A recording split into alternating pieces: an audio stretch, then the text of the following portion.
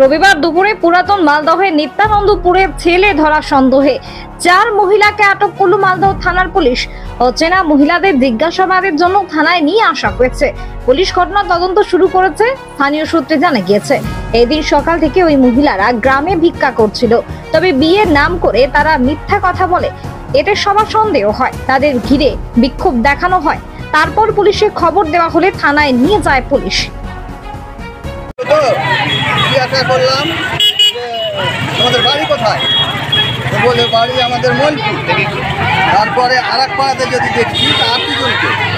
তখন আগে জিজ্ঞাসা করলাম যে কিসের জন্য এসছো, মেয়ের বিয়ের সাহায্যের জন্য।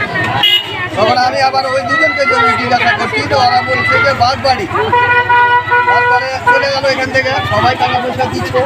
মেয়ের কথা যখন বলছে ওই পাড়াতে গিয়ে আবার বলছে যে বাড়ি হরিশ্চন্দ্রপুর, মানে যেখানে যেটা যাচ্ছে সেখানে সেইভাবে কথাটা বলছে। তখন ওই পাড়াতে সন্দেহ হয়েছে যে জায়গা জায়গার নাম কেন বলছে, যে কোনো লোক একসঙ্গেই আছে তো এক জায়গার নাম বলবে। সেখানে জায়গা জায়গা 2 জায়গা 3 জায়গা 4 জায়গা বলছে, আবার বলছে রামপুর, আবার বলছে হরিশ্চন্দ্রপুর। কজন ছিল? এখানে 4 জন ছিল, আরো 2 জন কোথায় আছে আমাদের সঙ্গে। আপনারা কি সন্দেহে ওকে আটক করেছিলেন?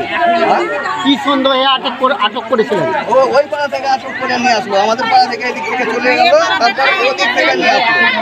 আপনার নাম? হ্যাঁ, নাম? পূর্ণ কর্মকার, বাড়ি? নিত্যানন্দপুর।